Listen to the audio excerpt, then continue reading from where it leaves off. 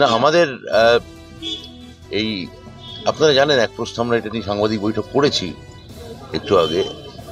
এই এসএলএসটি নিয়ে যে আইনি জট হয়ে আছে সেটা আমরা আমাদের রাজ্যের মাননীয় অ্যাডভোকেট জেনারেল শ্রী কিশোর দত্ত তার সঙ্গে কথা বলতে এসেছিলাম, তার পরামর্শ নিতে এসেছিলাম।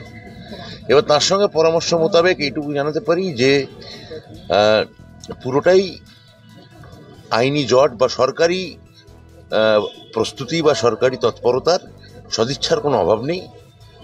মহামান্য আদালত, মহামান্য কোর্টে ব্যাপারটা বিচারাধীন আছে, হিয়ারিং চলছে এবং মাননীয় এজির মনে হয়েছে ব্যাপারটা দ্রুত নিষ্পত্তির পথে।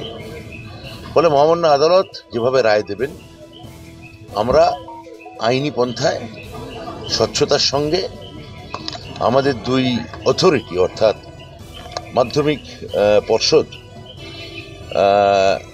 যারা অ্যাপয়েন্টমেন্ট দেবে এবং এসএসসি যারা রেকমেন্ড করবে,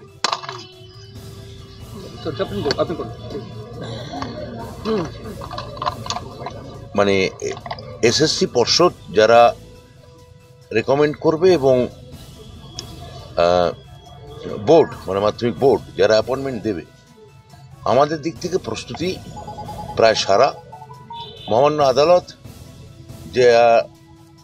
যে কোর্টে এটা এখন ব্যাপারটা বিচারাধীন হিসেবে চলছে সেখানে রায় পেলেই আমরা ইতিবাচক রায় পেলে আমরা কাজে নেমে পড়তে পারবো। এটা মাননীয় এজির সঙ্গে কথা বলে আমার অন্তত প্রশাসনিকভাবে তাই মনে হয়েছে। আমার দিক থেকে এইটুকুই বলার আছে। আর রাজনৈতিকভাবে যদি কুণাল কিছু বলতে চায় কুণাল বলবে। না না, বিষয়টা সেরকম না। বিষয়টা হচ্ছে সরকার পুরো সদিচ্ছা আছে এবং মাননীয় মুখ্যমন্ত্রীর নির্দেশে অভিষেক বন্দ্যোপাধ্যায়ের উদ্যোগে মাননীয় ব্রাত্য বসু মাননীয় শিক্ষামন্ত্রী তিনি গোটা বিষয়টা দেখছেন।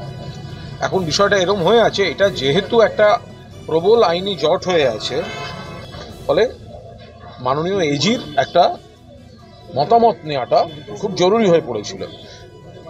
এজির সঙ্গে বৈঠকে মাননীয় শিক্ষামন্ত্রী, মাননীয় শিক্ষা সচিব, এসএসসি চেয়ারম্যান খুঁটিনাটি সমস্ত বিষয়গুলি তুলে ধরেছেন। আন্দোলনকারীদের তরফে বা কর্মপ্রার্থীদের তরফে যা যা বক্তব্য ছিল সেগুলোর খুঁটিনাটি নিয়ে আলোচনা হয়েছে, প্রত্যেকটি পয়েন্ট আলোচনা হয়েছে। সেখানে যেটা শেষ পর্যন্ত একটা আইনি মতামত পাওয়া গেছে যে জরুরি ভিত্তিতে দ্রুততার সঙ্গে কোর্টে একটি শুনানি চলছে, জরুরি ভিত্তিতে চলছে। ফলে আশা করা যাচ্ছে এর ফয়সালা দ্রুত হবে। ফলে যেহেতু আইনি জটটি রয়েছে ফলে সেই রায়টি পাওয়া গেলে সঙ্গে সঙ্গে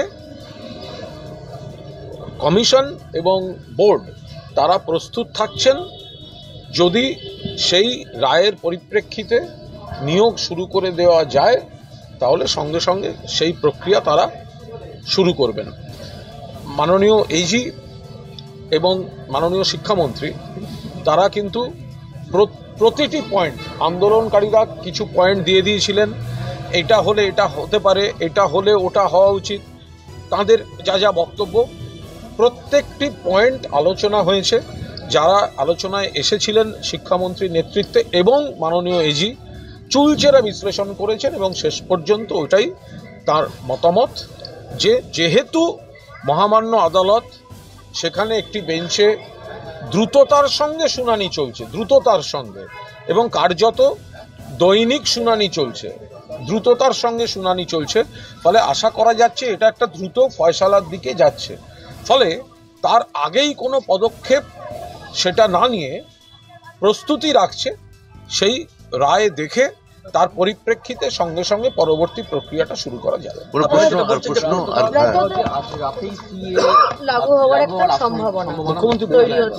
এটা তো মাননীয় মুখ্যমন্ত্রী সেটা নিয়ে বলেছেন, এটা তো একটা ভয়ানক ব্যাপার এবং আমার মনে হয় যে যেভাবে সমস্ত জায়গায় কেন্দ্রীয় সরকার আমাদের উপর নানা রকম বিধিনিষেধ আরোপ করতে চাইছেন, কখনো আধার কার্ড বাতিলের নাম করে, কখনো সিএ লাগু করে, এটা নিয়ে আমাদের পার্টিগতভাবে আমাদের দীর্ঘ আন্দোলন হয়েছে এবং এই আন্দোলন আগামী দিনেও জারি থাকবে। কোথাও কি মতুয়া এলাকা যেগুলো রয়েছে সেখানে নির্বাচনের আগে এই সিএ ঘোষণাটা বা এই রুলটা হওয়াটা সেটা আপনাদের রাজনৈতিকভাবে কিছুটা পিছিয়ে দেবে? না, আমার মনে হয় না। এই কারণে যে মতুয়া সম্প্রদায় যথেষ্ট ওনারা বুদ্ধিমান, ওনারা পুরো বিষয়টা দেখছেন, নাগরিকত্ব তাদের আছে না, ফলে নতুন করে নাগরিকত্বের যে মূল্য সেটা তারা খাবেন বলে আমার মনে হচ্ছে না।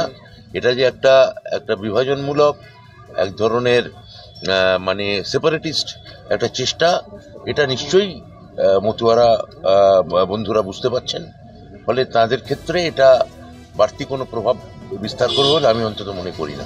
ইডির তরফ থেকে ইতিমধ্যে একটি প্রেস রিলিজ দেওয়া হয়েছে, যেখানে 10 কোটি টাকা উদ্ধার করা হয়েছে, বলা হচ্ছে এআই তৃণমূলের টাকা বলে। অ্যালকেমিস তদন্তে ইডি 10 কোটি 29 লক্ষ টাকা বাজেয়াপ্ত করেছে, এটাও বলবো বলছি।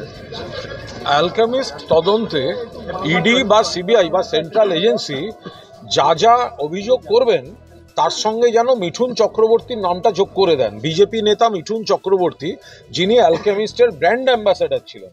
ফলে অ্যালকেমিস্ট নিয়ে বিস্তারিত কমেন্ট, বিস্তারিত বর্ণনা, আমার মনে হয় ইডির যদি কিছু বলার থাকে মিঠুন চক্রবর্তীকে জেরা করুন। মিঠুন চক্রবর্তী টাকা নিয়েছিলেন কিনা, মিঠুন চক্রবর্তী কোটি টাকা নিয়েছিলেন, মিঠুন চক্রবর্তী ব্র্যান্ড অ্যাম্বাসাডার হয়ে অ্যালকেমিস্টে টাকা রাখার জন্য লোককে প্রভোগ করেছিলেন কিনা, এগুলো মিঠুন চক্রবর্তীকে ধরে জিজ্ঞাসা করুন। অর্জুন বন্দ্যোপাধ্যায় মানে 9 তারিখ রেজিগনেশন দিয়ে বা স্বেচ্ছাবসর দিয়ে 10 তারিখ আপনাদের ক্যান্ডিডেট হলেন। এখন প্রশ্ন উঠছে যে তাহলে কি আগে প্রশাসনে থেকে তিনি শাসক দলের অনুরক্ত ছিলেন, যেভাবে আপনারা অভিজিৎ গঙ্গোপাধ্যায়ের ক্ষেত্রে অভিযোগ করছিলেন? অভিজিৎ গঙ্গোপাধ্যায়ের ক্ষেত্রে তার আগের 1-1.5 বছর 2 বছর সমানে আপনারা দেখাতে পারবেন যে অভিজিৎ গঙ্গোপাধ্যায়ের রাজনৈতিক পদক্ষেপ নিয়ে আমরা বারবার সোচ্চার হয়েছি এবং সেটা সকলের সামনে এনেছি। প্রসূন বন্দ্যোপাধ্যায়, যিনি পুলিশের শীর্ষকর্তা, তার বিরুদ্ধে একটা চিঠি জমা পড়েছে কোথাও দেখাতে পারবেন যে তার কোনো পক্ষপাত দোষ ছিল? অভিজিৎ গঙ্গোপাধ্যায়ের বিরুদ্ধে পক্ষপাত দোষ তো আমরা সমস্তভাবে সাংবাদিক বৈঠক করে প্রকাশ্যে সামনে এনেছি।